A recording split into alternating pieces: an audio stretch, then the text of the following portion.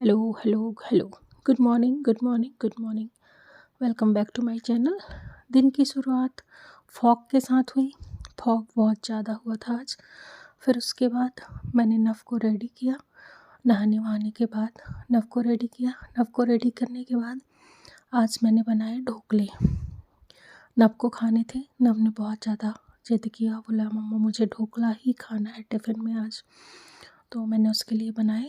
फिर उसके बाद मैंने पूजा वगैरह की और ख़ुद भी मैंने नाश्ता करके पढ़ने बैठ गई। दिन की शुरुआत तो अच्छी थी, एनर्जेटिक थी, बहुत ही अच्छी थी, बट शाम अच्छी नहीं थी और उसके लिए आपको लास्ट तक देखना पड़ेगा वीडियो, ठीक है। तो ये मेरा फर्स्ट स्टडी स्लॉट था जिसमें मैंने कवर किया अपना एमपी का चैप्टर। एमपी की जनजातियाँ मैंने पढ़ी और एमसीक्यू बेस पर पढ़ी, क्योंकि बहुत दिन से मैंने एमपी के एमसीक्यू सॉल्व नहीं किए थे। तो फिर क्या होता है कि चीज़ें भूलने लगती हैं।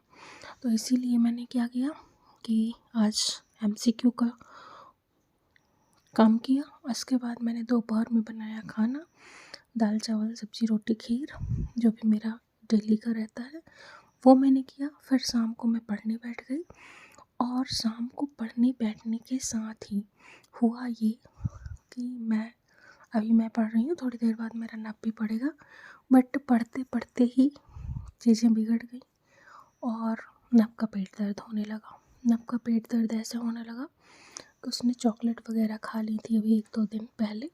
तो उसको चॉकलेट वगैरह बेसिकली सूट नहीं करती हैं, तो उसकी तबीयत ख़राब हो गई, वॉमिटिंग वगैरह हुई, उसको दवाई वगैरह मैंने दी।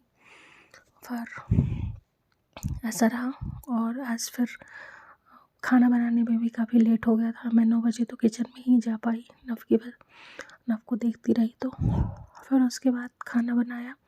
खाना बनाने के बाद मैंने खाना खाया, लेकिन आज का दिन अच्छा नहीं था क्योंकि मेरे नव ने आज खाना नहीं खाया। वो ऐसे ही सो गया बिना खाना खाए, और चूँकि उल्टी हुई है तो मैंने उसे रात में दूध भी फिर नहीं दिया। और क्या कहूँ, अब कल स्कूल भी नहीं भेजूँगी तो कल का दिन भी उतना अच्छा नहीं रहेगा।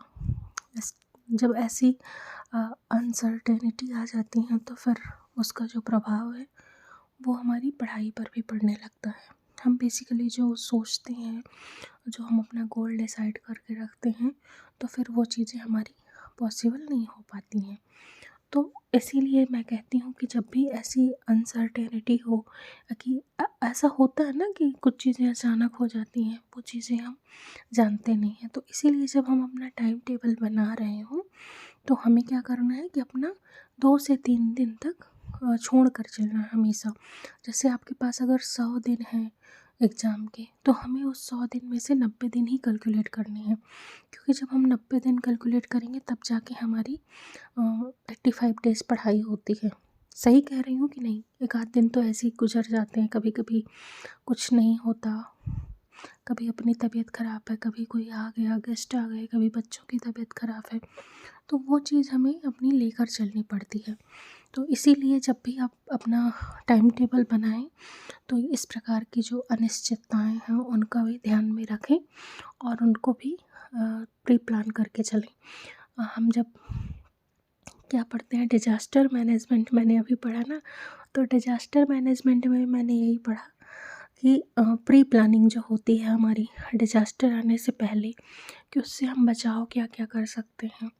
तो इसी प्रकार हम अपनी पढ़ाई में भी उसको लागू कर सकते हैं। डिजास्टर मैनेजमेंट का जो चैप्टर है, मैनेजमेंट तो हम पढ़ाई में भी करना है, तो डिजास्टर मैनेजमेंट से हम ये सीखते हैं कि हमें क्या करना है, प्री प्लानिंग करके चलनी है कि हमारे 10 से 15 दिन, 100 दिन के शेड्यूल में 10 से 15 दिन हमारे ख़राब निकल जाएंगे और बचे हुए 90 दिन में हमें अपने सिलेबस को, अपनी जो टारगेट स्टडी है उसे हमें कंप्लीट करना है, ठीक है।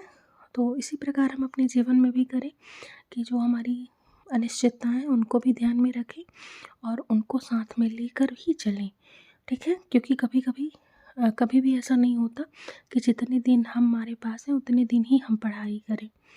ओके, तो आज के ब्लॉग में इतना ही। मिलेंगे फिर नए ब्लॉग में नए बातों के साथ। तब तक के लिए bye bye, good night, take care और ब्लेस कीजिए कि मेरा नब जल्दी से ठीक हो जाए। Thank you, bye bye.